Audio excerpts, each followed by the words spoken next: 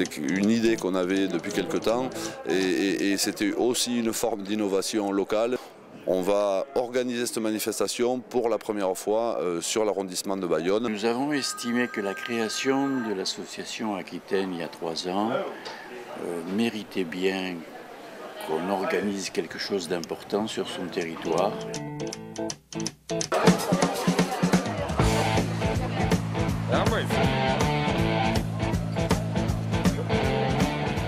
C'est la 7e édition. Concrètement, c'est réunir toutes les associations qui répondent favorablement à notre invitation, surtout pour que l'on fasse le point de l'avancée de l'association nationale qui doit être l'association qui débroussaille un petit peu toutes les difficultés, notamment administratives et relations avec les divers services de l'État et qui les fait avancer un peu plus vite. Alors cette manifestation se veut avant tout ouverte. On peut la résumer à un séminaire national des associations professions sport et loisirs de France, mais ça va bien au-delà puisqu'on y associe tous les partenaires des branches professionnelles, sport, animation et puis plein d'autres partenaires extérieurs au premier périmètre de la branche, je dirais, mais dans un esprit en tout cas d'ouverture et une volonté d'innovation, de chercher de nouvelles formes pour améliorer l'emploi. C'était d'ailleurs le thème de ces 7e rencontres 2013.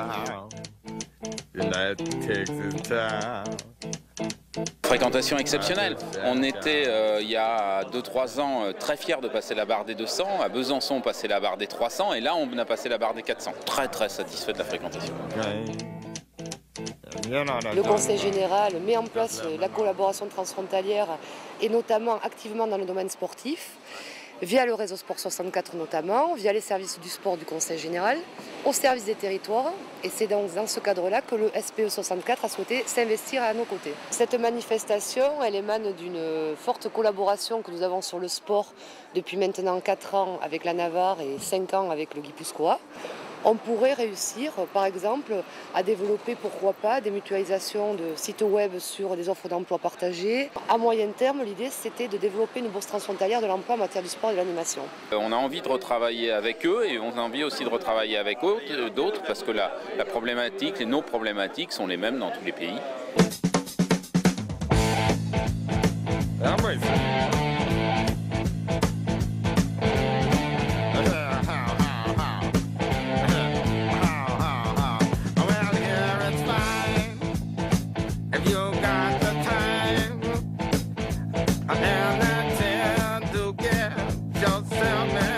Le Carrefour régional emploi formation est amené, lui, à être pérennisé. Et donc on n'exclut pas qu'il y a la place pour renouveler cette manifestation ici sur l'arrondissement du Pays Basque.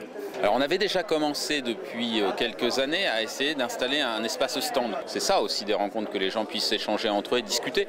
Mais entre ce que l'on avait fait en installant quelques stands et puis la transposition d'un carrefour qui lui déjà était organisé, on a franchi une étape très importante. Et cette étape, moi j'ai vraiment envie qu'on la pérennise et que dans la prochaine organisation qu'on devrait faire normalement en 2015, on inclut ces journées, cette sorte de carrefour de l'emploi et de la formation pour accueillir le grand public.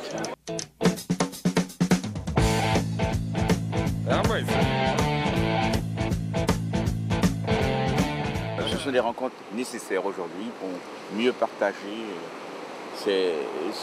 cet espoir de donner du travail, et surtout dans la partie sportive à des jeunes, et en plus dans le loisir, puisque le gouvernement a choisi de créer des emplois d'avenir, et nous pensons que ces emplois d'avenir pourraient servir. Pour développer l'emploi sportif, il faut développer de l'activité sportive.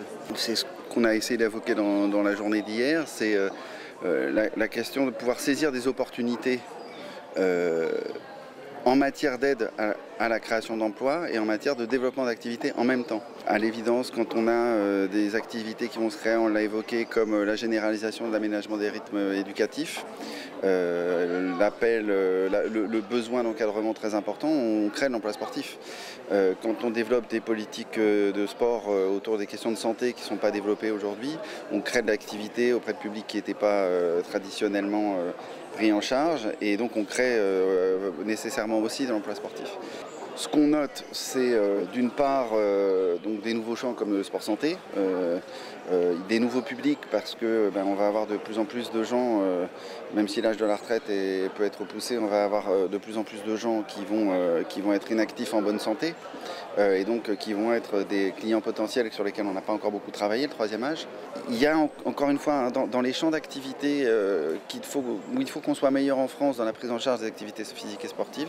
Je pense par exemple au sport pour les personnes handicapées.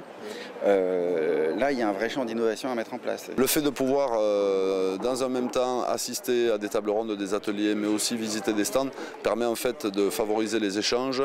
Alors en sortie d'atelier, parce qu'on va revoir l'acteur sur son stand pour rediscuter avec lui sur des modalités un petit peu plus particulières, mais aussi créer énormément d'échanges entre les acteurs eux-mêmes. Et aujourd'hui, on sait que, notamment dans le cadre de la formation professionnelle, les pouvoirs publics engagent fortement les opérateurs à créer des plateformes et à créer en tout cas des coopérations. Donc c'est aussi un lieu qui permet d'avoir énormément d'échanges formels, informels et c'était aussi notre volonté d'installer cette manifestation sur un seul lieu, à un seul moment pour exploiter au maximum ces possibilités de contact et de mise en réseau entre les différents acteurs et le public bien sûr, puisque au final c'est quand même le public bénéficiaire qui est prioritaire pour nous. Mais en tout cas, on a bien le sentiment que le monde sportif, mais le monde associatif en règle générale, va être obligé de prendre une nouvelle dimension. On le voit par la baisse des fonds publics. Aujourd'hui, il faut le réadapter, il faut revoir. Donc il faut innover. Il faut innover. Et tous les secteurs innovent et il faut que nous aussi on innove.